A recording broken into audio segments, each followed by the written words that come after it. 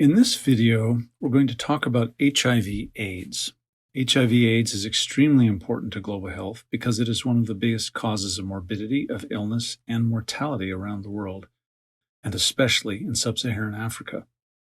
By our latest estimates, some 38 million people around the world are living with HIV. It is also the target of by far the largest amount of funding in the broader world of global health aid. So much of the field of global health has been dominated by work on the AIDS epidemic, and most of that in sub-Saharan Africa, because, as you can see here, the epidemic has been most severe there. We're going to break this down to give you a basic sense of how untreated HIV infection causes illness and why HIV/AIDS is so important. Perhaps it does not come as a surprise to you that the HIV/AIDS epidemic is most severe in sub-Saharan Africa. This 2021 map shows that an estimated 25 million out of 38.4 million people currently living with HIV around the world are in sub-Saharan Africa. HIV/AIDS is the #1 cause of DALYs in the region. This map shows the number of DALYs due to HIV/AIDS in 2019.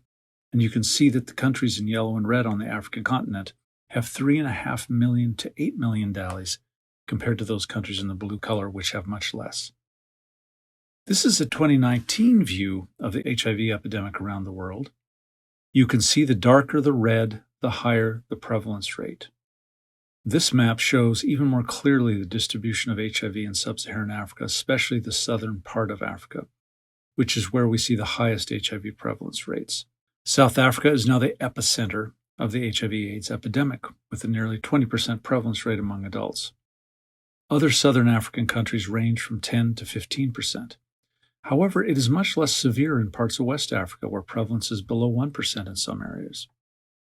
You'll also notice that parts of Eastern Europe and Russia have quite an important and growing epidemic that is thought to be mostly driven by intravenous drug use. Notice higher rates in Southeast Asia and some other parts of the world. The United States has a higher HIV prevalence rate compared to other Western, wealthier countries. This is just a quick snapshot of where HIV is most concerning. This map shows that even within Africa, there's a lot of variation.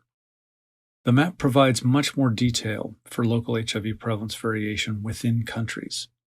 In some regions within southern African countries, adult HIV prevalence exceeds 25%. Across sub-Saharan Africa, there are very, very different epidemics. Now, let's take a moment to discuss how untreated HIV infection causes illness. The HIV virus itself gets into something called the helper T cells, or CD4 cells, which are part of a cellular immunity in humans. And that's what makes it such a tricky virus. It's a type of virus that gets into the machinery, the DNA of the host cell, and uses that host cell replication machinery to replicate itself. And in the process of replicating more viruses, using the CD4 itself, the helper T cell, in the process of doing that, it not only creates a whole bunch of more viruses using that replication system, but as those viruses leave the cell, they end up killing the cell. With HIV infection, it attacks these important parts of the cellular immunity system in humans and therefore knocks out the immune system over time. People with HIV infection gradually are unable to defend themselves against all kinds of other infections. And so the development of AIDS is really an indication of the decline of the immune system and the emergence of all kinds of other infections that your body can no longer defend itself against. It's a vicious, terrible disease and takes many years to progress. This shows just briefly how infection works. This is important to understanding how we treat it. When you first get infected with HIV, in the very early stages, you might have a brief fever. You might have some other more minor symptoms. Your CD4 count will go down in the immediate moment as the culturable virus in the blood will go up in the first few days and weeks of infection. Pretty quickly, your body will rebound to some extent and knock the virus down. Your CD4 count will rebound a bit in most usual infections, and over time your immune response goes up as it's trying to fight off this infection. For some period, months and usually years in most people, you're able to fight off the infection, but at some point it could be 3 years, 4 years, 5 years, 6 years, depending on a range of factors. Your body will begin to lose the battle. your immune system will become weaker and weaker, the CD4 count will go down, and your immune system will start to basically collapse. The virus will continue to proliferate and kill even more cells in the cellular immune system and will eventually lead to the development of AIDS. On the bottom of this graph are symptoms, and they get more and more severe over the years as AIDS develops. They will eventually lead to death among just about everybody who's HIV positive if they are not treated. So it's a terrible disease, and it takes many years to play out.